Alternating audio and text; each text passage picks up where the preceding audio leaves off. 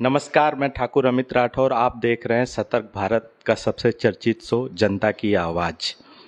आप सभी को आज़ादी के 75वें महावर्ष की बहुत बहुत बधाई एवं शुभकामनाएं। आज इस दिवस पे हमारे साथ हैं अनिल रावत जी। आप एक कुशल वक्ता हैं और पर्दे के पीछे से समाज सेवा करते हैं। कभी आगे आने का प्रयत्न नहीं किया, लेकिन निरंतर लोगों की मदद करते हैं। बहुत बहुत स्वागत है सर आपका। धन्यवाद सतर्क भारत और आपकी पूरी टीम को। धन्यवाद सर। जैसा कि आप जानते हैं कि हमारे आदरणीय प्रधानमंत्री ने हर घर तिरंगा का अभियान चलाया, उसको किस रूप में आप लेते हैं?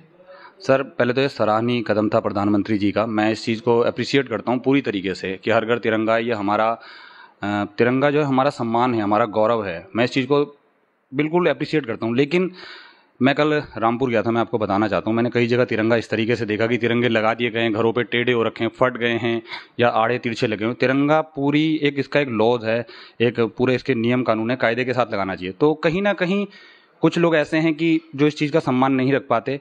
तो मैं कहना चाहता हूँ कि अगर आप राष्ट्र की गौरव और गरिमा को नहीं बनाए रख सकते हैं तो फिर ना तिरंगे का इस तरीके से इस्तेमाल करें, और तभी करें जब आप इसकी पूरी गरिमा बना सकते हैं। जी, जैसा तिरंगा फटने की बात आपने कही, तो मैं आपको बताऊं कि यहाँ हमारे रुद्रपुर शहर में उत्तराखंड का सबसे ऊंचा तिरंगा पूर्व विधायक आदरणीय राजकुमार ठुकराल जी, उस समय वर्तमान में वो विधायक थे, और मुख्यमंत्री जी भी आए थे, लगाया गया सबसे ऊंचा। लेकिन कुछ दिनों बाद, लगभग 1-1.5 महीने बाद वो फट गया और लगभग 4-5 महीने तक यूं ही पड़ा रहा, कहीं झंडा लगाया नहीं गया। लेकिन वो शुभ घड़ी आई, हमारे वर्तमान में जो विधायक हैं शिव अरोड़ा जी, उनके जन्मदिन पे ये पुनः लगाया गया। तो ये 4 माह का इंतजार क्यों किया गया, और क्या वो जन्मदिन के लिए ही इंतजार किया गया कि उनके जन्मदिन पे ही तिरंगा लगाया जाएगा? देखिए, पहले तिरंगे की बात पे आते हैं, उत्तराखंड के सबसे बड़े तिरंगे पे। इसके लिए सबसे बड़ा धन्यवाद है उस लड़के को, संजय वंदे मातरम ग्रुप को। आपने उसे बुलाया था, आप लोगों को भी थैंक यू। आपने अप्रिशिएट करते हैं इस तरह के लोगों को। दूसरा, राजकुमार ठुकराल जी को इस चीज़ के लिए बधाई है कि उन्होंने ये सराहनीय कदम उठाने के लिए उस लड़के के लिए आगे आए और उस चीज़ को बनाया। 1.5 महीने बाद वो तिरंगा फटा, फिर लगा, उसके बाद फिर फट गया। चुनाव का दौर चल रहा था और पूरे चुनाव के कार्यकाल में वो तिरंगा नहीं रहा। उसके बाद चुनाव के नतीजे आए सामने, वो तिरंगा फिर भी फटा रहा। लाखों करोड़ों रुपए इस बार रुद्रपुर शहर के चुनाव में खर्च हुए हैं, ये आप चीज़ जानते हैं, ठीक है। तमाम जमाने की चीज़ें हैं। लेकिन बड़ी हैरानी की बात हुई कि उस तिरंगे को लगातार आपने या तमाम न्यूज़ चैनलों ने, सोशल वर्कर ने, तमाम लोगों ने उस बात को उठाया, लेकिन किसी के कानों में जूं तक नहीं लगी। मैं ये कहना चाहता हूँ, क्या तिरंगा किसी के जन्मदिन का मोहताज बन के रह जाएगा? इससे बेहतर काम ये होता है कि विधायक साहब जीतने के तुरंत अगले दिन तिरंगा फहराते और तिरंगा फहराकर इस चीज़ को आगे बढ़ाते अपनी मुहिम को, तो ज़्यादा बेहतर काम रहता। लेकिन फिर भी उन्होंने इस चीज़ को किया, उसके लिए भी उनको दिल से सैल्यूट है। देश है, देश की शान है तिरंगा, हमारी शान है उत्तराखंड की। सब, हमें इस बात का गौरव है कि सबसे बड़ा तिरंगा हमारे शहर पे। बड़ा अच्छा लगता है, आप शाम को जाके तिरंगे को लहराते हुए देखिए, कितना सुकून महसूस होता है। लेकिन फिर भी कहीं ना कहीं दुख हुआ कि 6 महीने तक वो तिरंगा, वो जो डंडा था अपने उस तिरंगे से वंचित रहा। जैसा कि आप जान ही रहे हैं कि हर घर तिरंगे का जो अभियान है, लेकिन इसको दलगत जोड़ दिया गया है। कभी किसी दल का तिरंगा यात्रा निकल रहा है, कभी किसी दल का तिरंगा यात्रा निकल रहा है। ऐसा नहीं लग रहा है कि इसका राजनीतिकरण कर दिया गया है? आप क्या मानते हैं इसको? निश्चित तौर पे अमित भाई, ये निश्चित तौर पे आपने बिल्कुल सही बात कह दी है। देखिए, मैं ना एक छोटा सा स्कूल चलाता हूँ। मैंने आज अपने स्कूल में बच्चों को भी बात बताई थी। आज ये 15 अगस्त है, हम 75वां अपने जो अपना सालाना ये स्वतंत्रता दिवस मना रहे हैं। इसके लिए देश के 138 करोड़ आबादी को, सबको बधाई है। तो मैं ये कहना चाहता हूँ कि यहाँ से फेस्टिवल का दौर शुरू होता है। अभी देखिए, रक्षाबंधन गया था, रमजान गया है, अब कुछ दिनों बाद जन्माष्टमी आएगी, फिर यहाँ से त्यौहार चलते चले जाएंगे, पूरे मार्च अप्रैल तक त्यौहार चलेंगे। उसके बाद फिर दौर रुकता है, फिर यह 15 अगस्त पे आकर। तो जो ये हिंदुस्तान है ना, ये धर्मनिरपेक्ष राज्य है कि देखो, हर धर्म में कुछ त्यौहार आपके होंगे जो आप लोग सेलिब्रेट करते होंगे, वो हमारे यहाँ नहीं मनाए जाते हैं। हमारे यहाँ कुछ त्यौहार होते हैं जो दूसरे धर्मों में नहीं मनाए जाते। लेकिन 15 अगस्त एक ऐसा त्यौहार है जो हर वो व्यक्ति जो इस मिट्टी से प्यार करता है, जो इस देश से प्यार करता है, उसका ये त्यौहार है। तो मुझे बड़ा अजीब सा लगा इस बार की तिरंगा यात्राएं जो बाजार में हो रही थी, झंडा वही है, लोग दलों में बट गए हैं, ठीक है, अलग अलग हो गए हैं। बड़ा अजीब सा लगा मुझे। अभी परसों तिरंगा यात्रा में बुलाया गया, जैसे मैं वहाँ पहुंचा तो तिरंगा यात्रा 2 जगह हो रही थी, गांधी पार्क में और अम्बेडकर पार्क में। मैंने अम्बेडकर पार्क पहुंच गया। अब मैं तो सर तिरंगा यात्रा में गया था ना, मुझे तो इस बात से कोई मतलब नहीं था कि ये तिरंगा यात्रा किसकी हो रही है। उन्होंने मुझे बोला कि अच्छा आप आ रहे हो, तो उन्होंने ये कहा कि कांग्रेसियों की तिरंगा यात्रा वहां हो रही है। तो बड़ा अजीब सा लगा। मैंने कहा तिरंगा तो वही है, फिर हम तुम अलग कैसे हो सकते हैं? एटलीस्ट मुझे लगता था कि तिरंगा यात्रा इसी बड़े तिरंगे के नीचे से निकलती और सारे शहर के लोग एक जगह एकत्रित होते और तब इकट्ठे तिरंगा यात्रा निकलती तो कितना बेहतर होता। लेकिन दुर्भाग्य की बात है कि तिरंगा भी आज इस गंदी राजनीति का शिकार हो गया है। जी, तिरंगा हमारी आन बान शान है और तिरंगा से ही हमारी पहचान है। तिरंगे का 4 रंग तो सभी लोग जानते हैं, 5वां रंग भी लगभग लोग जानते होंगे, लेकिन 6वां रंग मैं बताता हूँ। जब तिरंगे को देख के आपके रोंवे फटकने लगे, जब भारत माता की गूंज सुन के आपकी धमनियों में रक्त का संचार तेज होने लगे, उन लोगों का ये रंग है 6वां रंग, जो तिरंगे का 6वां रंग है, ये रंग है। तिरंगे को देख के आपका सीना चौड़ा हो जाए तो आप 6वें रंग के लिए हैं। तो सर, अभी हमारे देश को 75 वर्ष पूर्ण हो गए और लगभग हमारे राज्य को 22 वर्ष पूर्ण होने वाले हैं। इस समय आप जैसे पहाड़ का है कि पहाड़ में पलायन बहुत तेजी से हो रहा है, पहले भी हुआ करता था, लेकिन आज 75 वर्ष पूर्ण होने देश के और 22 वर्ष पूर्ण होने जाने पे हैं। तो आप किस स्थिति में देखते हैं? क्या पलायन पहले से रुका है या बढ़ा है, या ऐसा है तो आप किसको दोषी मानते हैं? सर देखिए, पलायन एक बड़ा गंभीर मुद्दा है हमारे इस राज्य का। 22 साल हो गए हैं, 22 साल में दोनों सरकार 11-11 साल लमसम यहाँ रह चुकी हैं, क्योंकि हर 5 साल में सरकार चेंज हो जाती है। ये उत्तराखंड का दुर्भाग्य रहा है कि उसको इस तरीके से यहाँ रहता है। तो मैं मानता हूँ कि दोनों सरकार इस चीज़ पे निरंतर रूप पे बिल्कुल विफल साबित हुई है। किसी सरकार ने कभी उत्तराखंड वासियों के लिए कुछ करने की कोशिश नहीं की है। ठीक है, आप पहाड़ पे जाके आज भी देखिए, स्थितियाँ इतनी जर्जर है। मैं अभी रामनगर गया था, वहाँ जहाँ मैंने गाड़ी खड़ी की थी, वो गाड़ी खड़ी करने के लिए हमें 2-2.5 किलोमीटर ऐसे रास्ते इस्तेमाल करने पड़े कि जहाँ दोबारा जाने की इच्छा नहीं करती। उसके बावजूद 2.5 किलोमीटर तक वो 4 मीटर की पगडंडी पे, 4 फुट की पगडंडी पे जाना पड़ रहा था। सुविधाएं वहाँ नहीं थी। स्कूल वहाँ से तकरीबन 5 किलोमीटर दूर था। 12 किलोमीटर तक वहाँ कोई दुकान नहीं है, कोई डॉक्टर की व्यवस्था नहीं है। तो सरकार करती क्या है? सरकार खाली घोषणाएं, ये सभी घोषणा पत्रों पे सब चीज़ें दिखाना। बड़ी स्थितियां जर्जर है पहाड़ों की। देखो, कोविड के बाद से पर्यटन जो सबसे बड़ी हमारी आमदनी का जरिया था, वो हमारा जो जरिया था वो हिमाचल की ओर को ट्रांसफर हो गया है। कुछ हुआ ही नहीं हमारे यहाँ को। तो मुझे आज भी लगता है कि अगर सरकार इन पहाड़ों को बचाना चाहती है, देखिए हमारी शान है वो पहाड़। आप कहते हैं ना देवभूमि उत्तराखंड है, कि अगर आप त्रस्त हो, आपने मोस्टली एक चीज़ देखी होगी, जब आदमी बहुत ज़्यादा बीमार हो जाता है तो डॉक्टर लोग कहते हैं यार इनको जरा पहाड़ की वादियों में घुमा के लाइए। ये सब वादियाँ अगर खत्म हो जाएगी, अगर सरकार कुछ नहीं करेगी, धीरे धीरे पहाड़ सूने होते जा रहे हैं, गाँव के गाँव उजड़ते चले जा रहे हैं, तो सरकार को कुछ इस पर ठोस कदम उठाना चाहिए। तो आप इसमें किसको दोषी मानते हैं? क्योंकि देखिए, नेताओं ने तो बहुत घोषणाएं की, दोनों सरकारों को लगभग मौका मिला है, तो इसमें मुख्यतः आप किसको दोषी मानते हैं? क्योंकि जनता निरंतर दोनों पार्टियों को जिताते आती है, एक योजना वो रहते हैं, एक योजना दूसरे रहते हैं।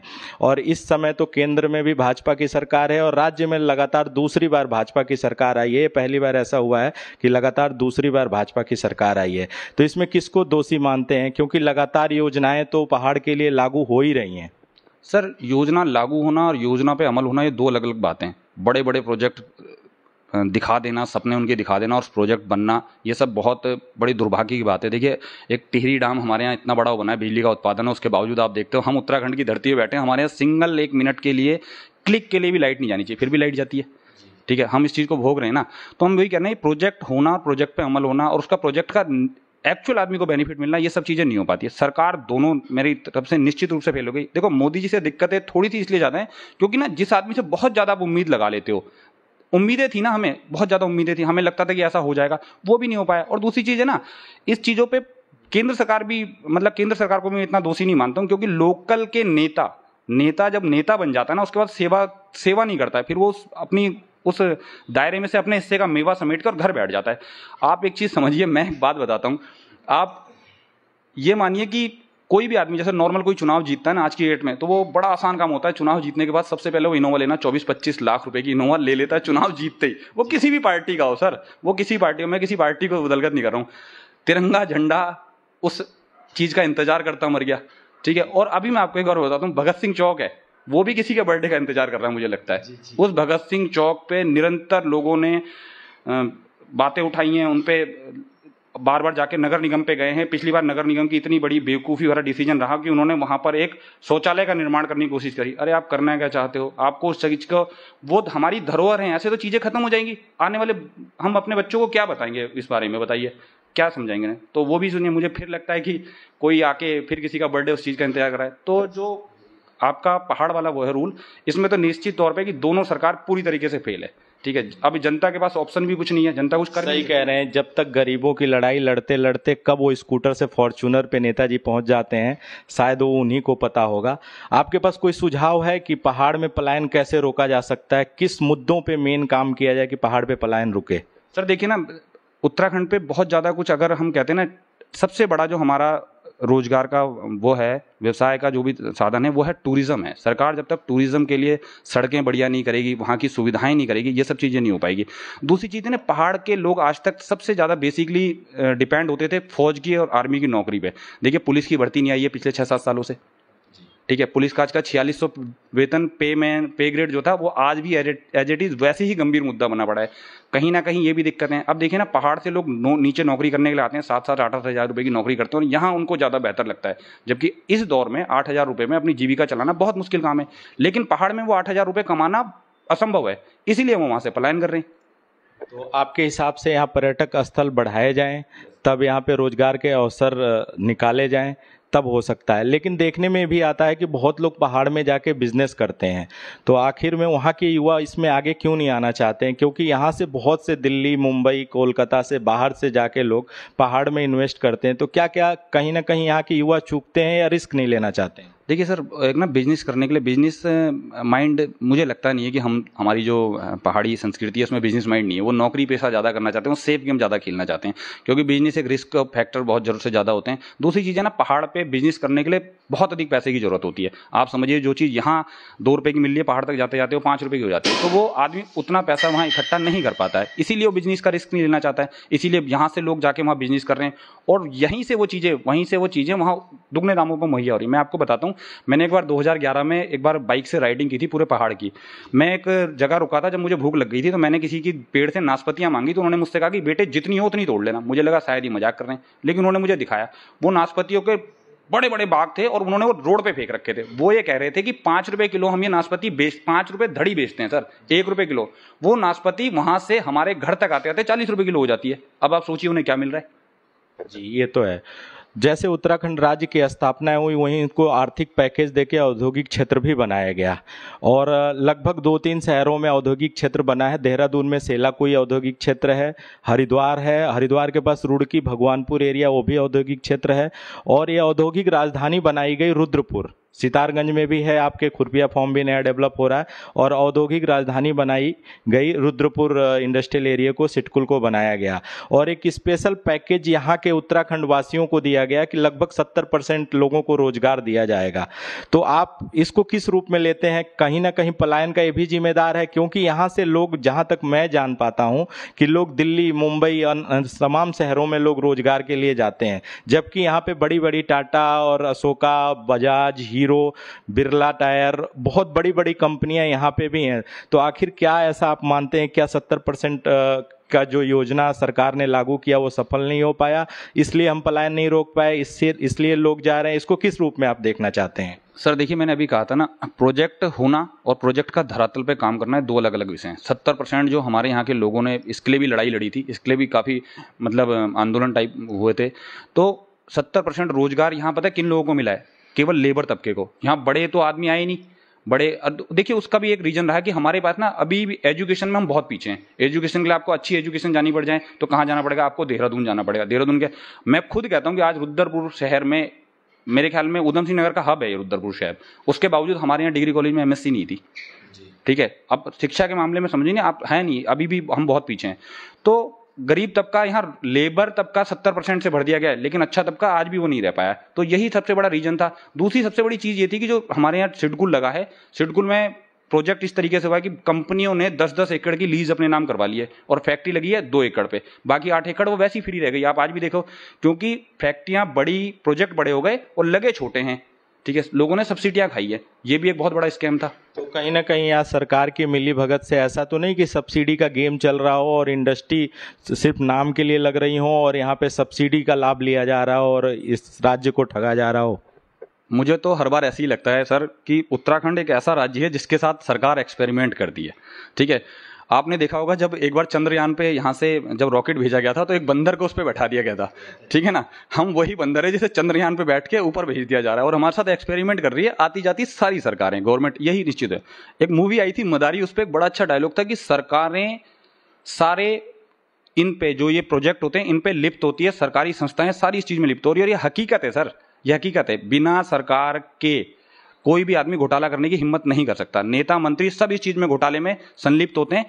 ऐसी कौन सी कमाई है, ऐसी कौन सी सेवा भाव है जो 70-80 हजार रुपए की आप सैलरी पा रहे हो और उसमें आप फॉर्च्यूनर, ऑडी जैसी गाड़ियां आपके नाम पे होटल हो जा रहे हैं? आप बताइए ना सर। जी, ये भी जांच का विषय है। अच्छा, एक सवाल आपसे ये है कि देखिए अभी सरकार ने एक योजना लागू की थी अग्निवीर, जिसमें कुछ टाइम के लिए लगभग 5 साल के लिए युवाओं को मौका दिया जाएगा। तो क्या इससे कोई लाभ उत्तराखंड के युवाओं को मिलेगा? क्योंकि आप लोगों का प्लेटफॉर्म सबसे ज़्यादा आर्मी में होता है, आप लोग आर्मी में जाना पसंद करते हैं, आप लोग बहादुर लोग हैं, लड़ना पसंद करते हैं देश के लिए। तो क्या इससे कुछ होगा कि पलायन में कुछ अंतर पड़े और लोग ज़्यादा से ज़्यादा भर्ती हों, ज़्यादा से ज़्यादा लोग जाएंगे?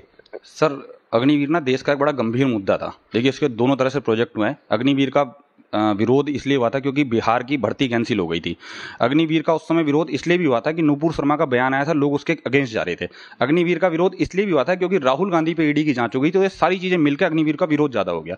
ठीक है, कहीं ना कहीं दिक्कतें थी, ठीक है, एज इट इज थी। अग्निवीर अब जैसे 5 साल के लिए आप समझिए, जो लड़का 17 साल की उम्र में अग्निवीर में भर्ती हो जाता है वो 22 साल में अपनी शादी की उम्र से पहले रिटायर हो जाएगा।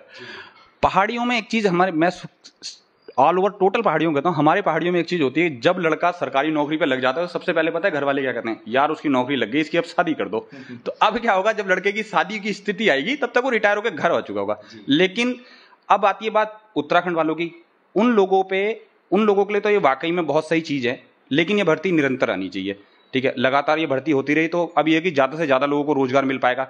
अब एक स्टेज के बाद 5 साल के बाद वो 10-11 लाख रुपए का उनके पास पैकेज होगा, वो अपने यहाँ अपने क्षेत्र में बिजनेस कर सकते हैं। कहीं ना कहीं ये सही भी है, लेकिन प्रॉब्लम ये है क्या ये पुरानी भर्तियां आएंगी? जी देखिए, अभी इसके लिए तो कोई आदेश पारित नहीं हुआ है कि पुरानी आएंगी कि नहीं आएंगी, लेकिन मेरे हिसाब से तो ऐसा लगता है कि 5 साल में आपको पे के साथ लगभग 25-26 लाख रुपए मिलते हैं। और हाँ, सैलरी प्लस जो उनको 25 या 26 लाख समथिंग उनको मिलते हैं। और आपकी एज लगभग 21 से 22 साल होगी। 22 साल में आपको रिटायरमेंट दिया जाएगा। उसके अलावा इंडस्ट्री में जितने कॉरपोरेट सेक्टर हैं उन्होंने उनको वरीयता दी है कि हम उनको आरक्षण देंगे, लगभग 10 से 15% उन लोगों को चयनित करेंगे उनकी योग्यता के अनुसार। बहुत सारी सरकार की भी जो नियुक्तियां निकलेंगी उसमें, तो उसमें आपको ऐसा नहीं लगता है कि कुछ इस मामले में युवाओं को भ्रमित कर दिया गया था? उनके पास आगे ऐसे बहुत से प्लेटफॉर्म हैं जिनकी वो तैयारी भी कर सकते हैं, क्योंकि 22 से 23 साल की एज में जनरली लोग तैयारी के लिए जाते हैं और उसमें एक उनके हाथ में एक अच्छा पैकेज, एक अच्छा अमाउंट और एक वेल डिसिप्लिन आर्मी का डिसिप्लिन के साथ एक्सपीरियंस मिल रहा है। तो कुछ युवाओं को भ्रमित किया गया। देखिए, मैंने आपको बताया ना कि ये अग्निवीर का सबसे बड़ा विरोध इसी वजह से था कि वो बहुत सारे प्रोग्राम सरकार के अगेंस्ट इकट्ठे हो गए थे। ठीक है, लेकिन ये चला बिहार से था क्योंकि बिहार में जब उन युवाओं को उनके ज्वाइनिंग लेटर मिलने थे वो भर्ती कैंसिल करके अग्निवीर आ गई थी, तो उन लोगों ने विरोध शुरू किया था। अब मैं एक चीज बताता हूं आपको, मैं एक छोटा सा एग्जाम्पल देता हूं। एक अशोका लीलैंड एक फैक्ट्री है हमारे यहाँ, इस पे एक योजना चलाई गई थी सरकार के द्वारा, जिसमें कुछ लोगों को जो 12th पास लोग थे जिनको ये कहा गया था कि आपने यहाँ आपको जॉब मिलेगी, उसका आपको 6,000 रुपये सैलरी मिलेगी, 3 साल का आपका कोर्स रहेगा, 3 साल के बाद आपको हाँ ठीक है ना, वो भी एक स्कैम है सर, वो भी स्कैम ही रहा। उसके बाद उनकी 2 साल की और एज बढ़ा दी गई कि आपको 5 साल बाद मिलेगा। 5 साल बाद उनको जो वो सर्टिफिकेट वहां से फैक्ट्री से मिल रहा था, वो सर्टिफिकेट कोई भी फैक्ट्री मानने को राजी नहीं हुई। अब आप समझिए 6 साल तक अगर आप किसी कंपनी में किसी भी ऑपरेटर पे के तौर पे काम करते हो तो आप टैलेंटेड हो चुके होते हो, आपको पूरी नॉलेज हो चुकी थी, लेकिन कंपनी सर्टिफिकेट मांगती है, सर्टिफिकेट आपका एप्लीकेबल हो ही नहीं रहा था। तो उन लोगों ने वहां विरोध करना शुरू करा। एक्चुअल में विरोध वो कर रहे थे अशोका लीलैंड के खिलाफ, जबकि विरोध होना था सरकार की उस योजना के खिलाफ। ठीक है, क्योंकि सरकार ने योजना बनाई थी। अब आप समझिए कोई टैलेंटेड बच्चा रहा होगा जो घर से, जिसकी माली स्थिति अच्छी ना रही हो, और उसने जाके वो ज्वाइन कर लिया, वो पढ़ने में अच्छा रहा, उसको तो उसने तो सपना देखा होगा नहीं मैं वहां से बाहर निकलूंगा और इंजीनियर बनूंगा। लेकिन उसके बाद क्या हुआ, 3 साल के 2 साल और खराब करे, पढ़ाई छोड़ दी उधर अपनी, 5 साल बाद वहां से बाहर आता है और उसको कहीं जॉब नहीं मिलती है। तो कहीं ऐसा ना हो जाए। लेकिन हिंदुस्तान के बारे में मैं एक चीज कहता हूं, हमारी आबादी, हमारे लिए सबसे बड़ी जो प्रॉब्लम है वो हमारी पॉपुलेशन है। सरकार जब तक पॉपुलेशन पे काम नहीं करेगी, हम किसी भी प्रोजेक्ट को धरातल पे नहीं उतार पाएंगे। हमारे लिए सबसे बड़ी समस्या है, क्योंकि आप समझिए ना, हमारी आबादी इतनी स्पीड से बढ़ रही है कि अगले साल ये मतलब मेरे ख्याल में 35-36 हज़ार भर्तियां आनी है। तो 138 करोड़ में 36 हज़ार भर्तियां मेरे हिसाब से बहुत मायने नहीं रखती हैं।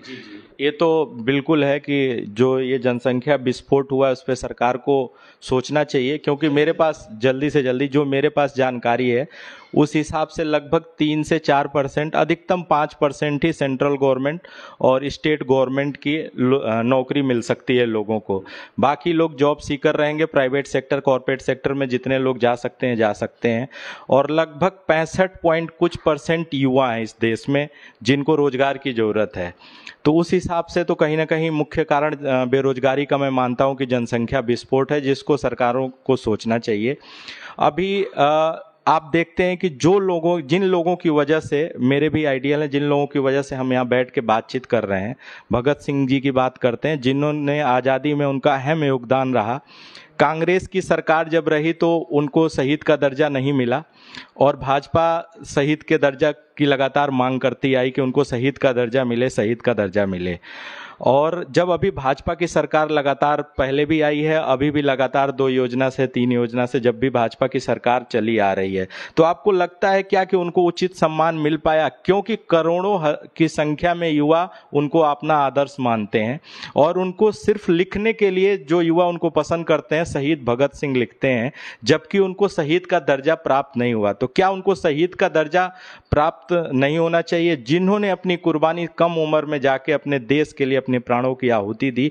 आज 75वां आज़ादी का हम महापर्व मना रहे हैं, लेकिन जिसकी वजह से आज़ादी का महापर्व हम मना रहे हैं, और आज उनको सम्मान, क्या आपको लगता है कि उचित सम्मान मिला? क्योंकि आज तक उनको शहीद का दर्जा प्राप्त नहीं हुआ। क्या इसके लिए कोई कैंपेनिंग करनी पड़ेगी, या किस तरह से उनको शहीद का दर्जा प्राप्त होगा?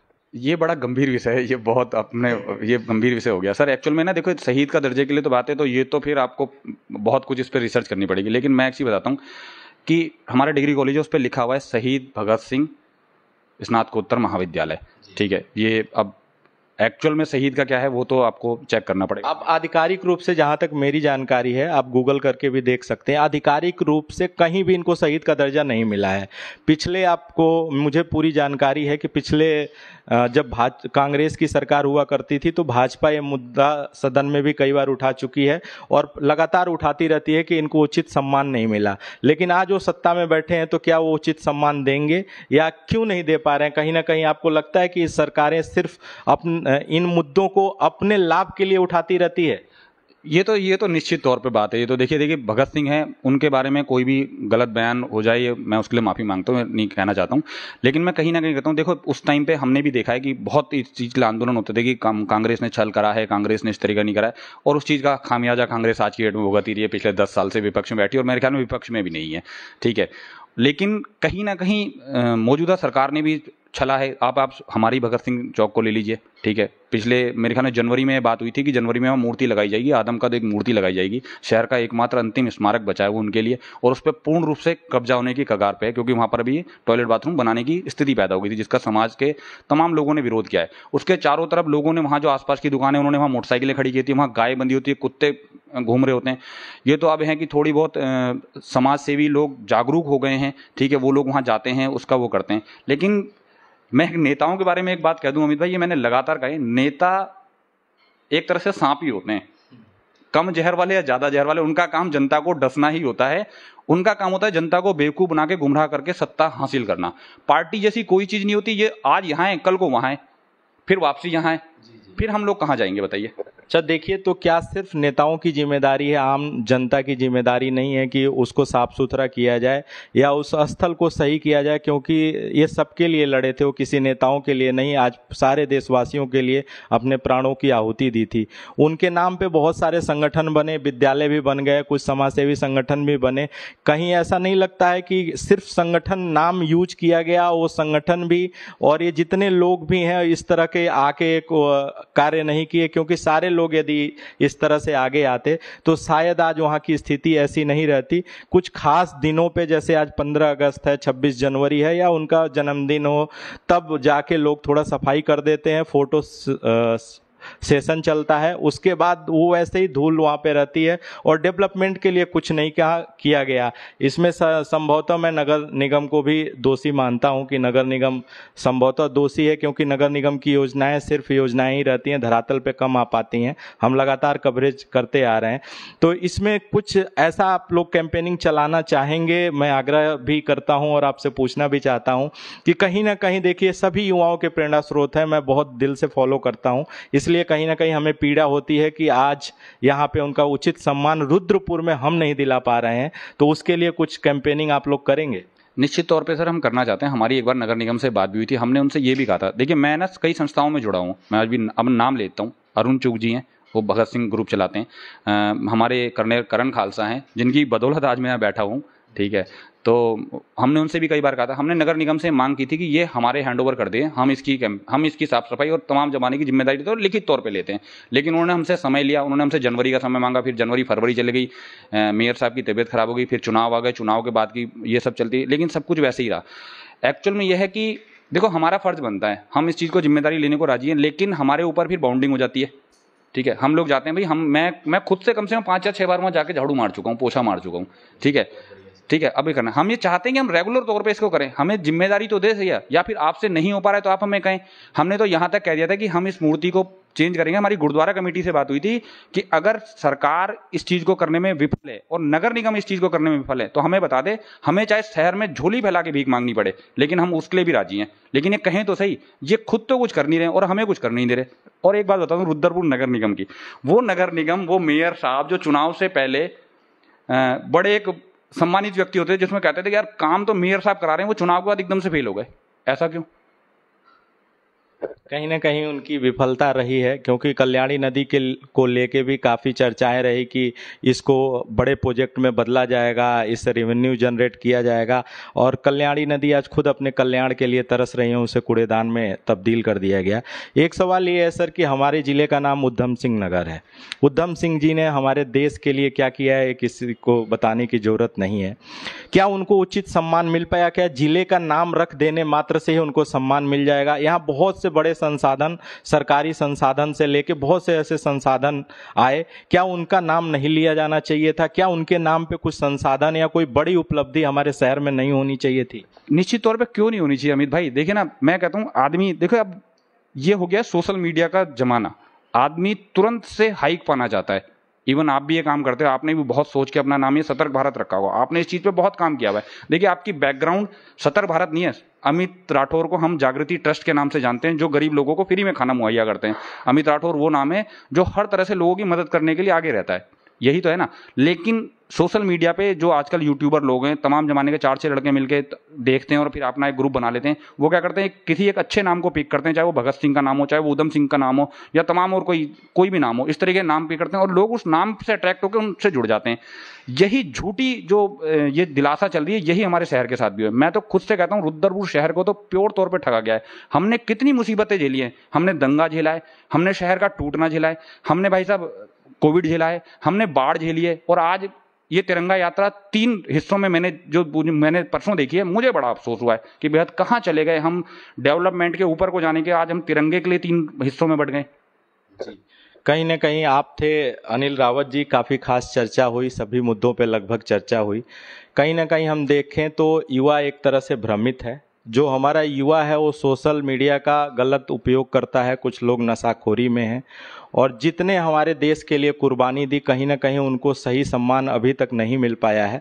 जहां तक हम अपने ज़िले की बात देखें तो ज़िले में भी जो ज़िले का नाम रख दिया गया उनको भी उचित सम्मान नहीं मिला। भगत सिंह जी की मूर्ति लगी है, एक छोटी सी मूर्ति लगी हुई है हमारे शहर में, और शहर के मुख्य चौक पे लगी है, भगत सिंह चौक बोला जाता है। और आज वहाँ की स्थिति, आज थोड़ा सा सुधार होगा क्योंकि आज 15 अगस्त है और बाजार बंद है, और थोड़ा सा वहाँ पे वो होता, जनरली क्या होता है, लोग फोटो सेशन के लिए वहाँ जाते हैं, कोई कार्यक्रम करते हैं, गंदगी करते हैं, चले आते हैं, उसके अलावा उसके लिए उत्थान के लिए कोई नहीं आता। मैं कहीं ना कहीं खुद को और अपने साथी युवाओं को दोषी मानता हूँ कि हम इस तरह की पहल नहीं कर पा रहे हैं, हम कहीं ना कहीं चूक रहे हैं, अपनी बात सरकारों तक दमदारी से नहीं पहुँच पा रहे हैं ताकि उनका उत्थान हो सके। बहुत बहुत धन्यवाद सर, आपने इतना कीमती समय दिया और बहुत सारी मुद्दों पे बात हुई। और सर ने बताया कि जो मेन हमारा टॉपिक था पहाड़ का जो दर्द था, जो पलायन का दर्द है, उसको हम लोग आगे बढ़ाना चाहते हैं। उसका मैं एक मुहिम चलाना चाहता हूं कि जो पहाड़ का मेन पलायन है उसको कैसे रोका जाए। यदि किसी भी हमारे दर्शक या किसी भी व्यक्ति के पास एक अच्छा सुझाव हो जो सरकार तक मैसेज दिया जाए या उसके लिए कैंपेनिंग किया जाए, तो आप कमेंट बॉक्स में दें, या इस पे कोई सुझाव दे के हमारे प्लेटफॉर्म से भी आके सुझाव देना चाहता है तो उसका स्वागत है। हम उसकी बात सुनेंगे और आगे बढ़ाने की कोशिश करेंगे, क्योंकि ये मुद्दा अहम है। यहाँ औद्योगिक नगरी भी है और यहाँ जो रुद्रपुर है पर्यटन स्थल भी है, और पर्यटन स्थल जिस तरह से डेवलप होने चाहिए उस तरह से नहीं है। कुछ खास पर्यटन स्थल को प्रमोट किया गया है, और वो भी जो पर्यटन स्थल है कहीं ना कहीं उत्तराखंड के बाहरी लोगों का उस पर कब्जा है। जो यहाँ के उत्तराखंड के मूल निवासी हैं वो कहीं ना कहीं वहाँ पे नौकरी कर पाते हैं, और जितनी योजनाएं आती हैं कहीं ना कहीं सब्सिडी का जो खेल है वो बाहरी लोग, दिल्ली या कहीं के लोग आके सरकार की मिलीभगत से उस योजनाओं का लाभ लेते हैं। और कहीं ना कहीं यहाँ का जो मुख्य धारा के लोग हैं, जो यहाँ के पहाड़ के लोग हैं, वो कहीं ना कहीं उनको वो लाभ नहीं मिल पाता, इसीलिए मूलतः ये पलायन होता है। तो जिस भाई के पास भी इस तरह का सुझाव सरकार के लिए हो, आम जनमानस के लिए हो, तो आप हमारे प्लेटफॉर्म पे आ सकते हैं और अपनी बात को रख सकते हैं। बहुत बहुत धन्यवाद सर, आपने इतना कीमती समय दिया। धन्यवाद आपका, और दोहरा धन्यवाद है। एक तो आपने 15 अगस्त को बुलाया है और एक बार मुझे बुलाया है। आपको और आपकी पूरी टीम को तहे दिल से शुक्रिया। धन्यवाद सर। पलायन के मुद्दे पे मैं पुनः फिर आपसे बात करूंगा, कोई भी ऐसा आता है तो इस पे हमारी चर्चा रहेगी। मेरा एक इस सतर्क भारत का मुहिम है, और मैं कितना सफल हो पाता हूं ये नहीं मैं जानता अभी, लेकिन कहीं ना कहीं मैं अपने इस माध्यम से पहाड़ का पलायन रोकने की पूरी कोशिश करूंगा, क्योंकि पहाड़ के लोग यहीं रहें, बाहर जाने के लिए मजबूर ना हो। और मैं एक कैंपेनिंग हम अपने सतर्क भारत से ये भी चलाऊंगा कि जो पैकेज मिला है कि 70% पहाड़ के उत्तराखंड के लोगों को रोजगार मिले, तो उसके लिए भी हम लोग कैंपेनिंग चलाएंगे कि यहाँ के ही लोगों को रोजगार मिले। जी, हर विभाग नहीं, हर विभाग में वो रूल है कि हर विभाग में, जबकि कुछ लोगों ने विशेष दबाव डाल के बोला कि इसको सिर्फ लेबर क्लास के लोगों को किया जाए, जबकि ये गलत है। इसमें कहीं ना कहीं प्रशासन भी दोषी है। इसकी भी मुहिम चलाई जाएगी कि यहाँ के युवाओं को मौका मिले ताकि ये पलायन रुक सके। और मेडिकल व्यवस्था खास तौर पे पहाड़ पे बहुत वीक है, उसकी भी कैंपेनिंग चलाएंगे कि जो हवाई योजनाएं हैं जो धरातल पे नहीं आ पा रही हैं तो उसके लिए करेंगे। एक मुद्दा छूट गया था, 2 मिनट का और समय लूंगा। जैसा कि एक योजना चलाई गई थी कि वहाँ पे जैसे मेन क्या है, पहाड़ पे लोग पशुपालन भी करते हैं, अच्छी खासी पशुपालन भी होता है, और कई लोगों का जरिया भी है, जैसे ये कमाने का जरिया भी है। लेकिन अभी हाल ही में एक आया था कि जैसे जो लोग घास काटने वाले लोग हैं, हाँ घसियारी कहा जाता है वहाँ पहाड़ की भाषा में, उनको सम्मानित किया जाएगा और उनको कुछ आर्थिक पैकेज दिया जाएगा। मैं मंत्री साहब का नाम नहीं जानता हूँ, लेकिन उनकी घोषणा थी, ऐसा मैंने सुना था। लेकिन अभी दोबारा ऐसा अभी सुनने में आया था और ऑन रिकॉर्ड भी है ये कि कुछ घसियारी लोग जो घास काट रहे थे उनको पकड़ लिया गया और उनको जेल तक भी डालने की बात हुई, और उनको ऐसे पकड़ा गया जैसे वो कहीं के आतंकवादी हो, दूसरे देश के लोग हो, दूसरे जगह के लोग हो, एलियन हो, उस तरह से उनको पकड़ के और लेके गया। तो इसमें क्या है, ये दोहरा चरित्र किसका है, किसको दोषी मान रहे हैं? सर मैं एक चीज बताता हूँ ना, पहाड़ में जैसे अभी आपने कहा ना जानवर पालते हैं, वो देखो बिजनेस के लिए नहीं करते हैं, वो अपनी आजीविका पूरी कर रहे हैं। पहाड़ पे आप जाके देखिए, आप घूमने के लिए जाओगे मैक्सिमम 7वें दिन, अमित भाई मैं चैलेंज करता हूँ, 7वें दिन के बाद 8वें दिन आपको खुद लगने लग जाएगा यहाँ दिक्कतें हैं। और दिक्कतें ऐसी नहीं है, दिक्कतें बड़ी स्ट्रगलिंग लाइफ है। आप देखो आपको चलने के लिए आपको थोड़ा बहुत घूमने जाना पड़ेगा, रास्ते नहीं है, सुविधाएं नहीं है। मैंने अभी आपको बताया था जहां मैं गया था वहां 12 किलोमीटर तक ना तो कोई हॉस्पिटल था ना तो स्कूल था। आप सोचिए आधी रात किसी के साथ दिक्कतें हो जाती है तो क्या होता, 25 किलोमीटर दूर पेट्रोल पंप था। ठीक है, सब दिक्कतें। घसियारी वाला प्रोग्राम बताता हूँ, अब नाम मैं नहीं लेना चाहता, लेकिन अब ये तो सबको पता है। खैर, कहा यह गया था कि पहाड़ पे लोग को एक गट्ठा घास दिया जाएगा, घास की गठरी दी जाएगी, ताकि वो जो लेडीज है जो सारे दिन भर घास इकट्ठा करती है उसके वो 250 रुपए एक दिन के बच जाएंगे। ठीक है, मतलब यानी कि आप 250 रुपए का घास उसे दे रहे हो। ठीक, आप समझिए मतलब कहना क्या चाह रहे हो आप। अगर उसके पास 250 ही रुपए होते तो वो घास काटती, और क्या वो घास 250 रुपए का बिक जाएगा? और आप दोगे कहां से उसे ले जाके? जबकि उसने वो फ्री में जब वो काटने की, जंगल में वो कटान करने की स्थिति करी है तो RAF लगा दी गई है सर। आरएएफ समझते हैं आरएएफ कब लगती है? जब दंगे मंगे हो जाते हैं, ठीक है। उन्होंने राइफलें लगा के उन औरतों को कराया और वो औरतों का दर्द देखते आप किस तरीके से रो रही थी, वो किस तरीके से चिल्ला रही थी, उनको इस तरीके से बिल्कुल कह दिया गया था जैसे वो अपराधी हों, ठीक है। आप समझिए, ठीक है, क्या होता है। और मैं खुद बताता हूं, वो घासें काटती है जो जंगल में थोड़ी सी नीचे के लिए बड़ी हो जाती है, जिन घासों की वजह से फिसलन हो जाती है, उन घासों को तो सरकार खुद जलाती है। उत्तराखंड में अभी आप किसी दिन रात को किसी भी एरिया में चले जाइए, आपको जंगलों में आग लगी हुई मिलेगी। ये आग लोग नहीं लगाते, कई बार सरकार लगाती है ताकि जो जंगल के नीचे की घास है ये जल जाए, ताकि नहीं फूट के सही से आए। आप जला तो दे रहे हो, लेकिन आप किसी गरीब के जानवर के पेट तक नहीं पहुंचने दे रहे हो, तो इसमें तो ये तो सरकार की गलती है और दोहरा मानसिकता है। एक तरफ आप घास फ्री देना चाह रहे हो, ऊपर से जब वो फ्री में काट रहा है तो उसको काटने नहीं दे रहे हो। कहीं ना कहीं योजनाएं विफल हैं और सरकार पहाड़ का दर्द वैसे के वैसा है। हम प्रयास अपनी तरफ से करेंगे। आप कुछ युवाओं को मैसेज देना चाहेंगे, जो युवा आज अपने मुख्य मुद्दों से भटक गए हैं, जिनके अंदर देश प्रेम की भावना खत्म हो चुकी है, जो नशे में पूरी तरह से लिप्त हो चुके हैं? सर देखिए, सबसे पहली चीज़ है ना, मैं बताता हूँ कि सोशल मीडिया मैंने अभी एक बार वो वीडियो पोस्ट की थी, मैं भी थोड़ा बहुत बोल लेता हूँ।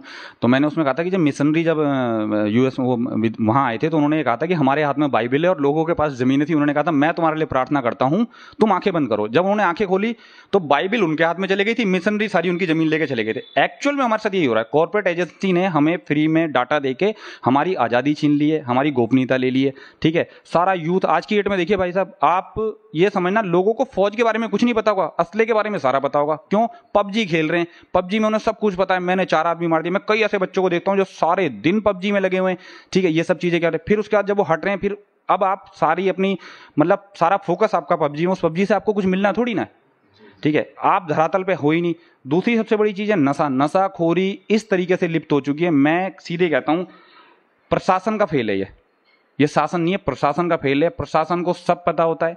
हमारे यहाँ के पूर्व मेरे ख्याल में डीजीपी या डीआईजी को मैं नहीं जानता हूँ, अभिनव सिंह ने एक बार आमिर खान के प्रोग्राम में कह दिया था कि अगर पुलिस लोकल के लोगों से सांठगांठ ना बनाए तो थाना 1 हफ्ते नहीं चल सकता है। कितनी शर्मिंदगी भरी बात है ये, आप खुद सोचिए। तो पुलिस को सब पता होता है। अभी आप नशे में किसी के खिलाफ कंप्लेन कर दो, पुलिस आके उठा के ले जाएगी। मैं कहता हूँ हमारे पड़ोस के गाँव में शराब का अवैध कारोबार होता है। जहां वो भट्टी लगी हुई थी उसके आधे किलोमीटर तक आप सूंघ के बता सकते हो कि भट्टी कहां है, आपको तो तलाशने की जरूरत नहीं है उसके बावजूद। लेकिन वो लोग थाना चला रहे हैं सर, वो लोग भट्टी नहीं चला रहे हैं, वो लोग थाना चला रहे हैं, इसलिए पुलिस उनके साथ इन्वॉल्व है। तो कहीं ना कहीं ये कि अभी मैंने कुछ देर पहले आपसे कहा था कि लोग कहते हैं कि ना भ्रष्टाचार जैसी चीज ने भारत को बर्बाद कर दिया है। मैंने कहा भ्रष्टाचार ने ही भारत को बर्बाद कर दिया है। हम सब लोग कहीं ना कहीं इसमें संलिप्त हैं। इवन मैं भी मानता हूं कि कहीं ना कहीं हमसे भी चूक है। तो अब यूथ को है, यूथ ही आगे आइकन बनेगा। हमारी उम्र हो चुकी है, मैंने तो अपने आप को उस श्रेणी से ऊपर मान लिया है। तो जो नए बच्चे हैं वो ध्यान दें, अपनी पढ़ाई लिखाई पे ध्यान दें, गेम्स में ध्यान दें। आप अभी कॉमनवेल्थ गेम गए, मीराबाई चानू ने जो पहला गोल्ड मेडल जीता, उनका घर की स्थिति देखिए। हम जानते हैं टैलेंट हमेशा वहां से उभर के आता है जिसको चीजें नहीं मिलती है। जब आपको चीजें नहीं मिलती है तो आपके पास खोने के लिए कुछ नहीं होता है, आपको सारी चीजें पाने के लिए ही काम करना पड़ता है। आप लोग देश का भविष्य हैं, आप जो चाहें वो कर सकते हैं, लेकिन बट दृढ़ता से, निश्चयता से। बस इतना ही कुछ है। भ्रष्टाचार पे बात हुई थी, तो भ्रष्टाचार पे आज मोदी जी ने काफ़ी अच्छा बोला है। उम्मीद करता हूं कि आने वाले समय में शायद कुछ उसका असर देखे। आपने बहुत अच्छा सुझाव दिया है पहाड़ को लेके भी, और सारे मुद्दों पे आपने बहुत अच्छा सुझाव दिया है। काफ़ी लोग आपसे प्रेरित हुए हैं और मैं काफ़ी कुछ आपसे सीखता हूं। समय समय पे आप मेरा भी मार्गदर्शन करते हैं। बहुत बहुत धन्यवाद आपका, और बहुत बहुत धन्यवाद सतर्क भारत में जुड़े रहने के लिए आप सभी दर्शकों का। लंबी चर्चा चली, फिर पुनः ऐसे ही अतिथि से हम लेके कल हाजिर होंगे। धन्यवाद।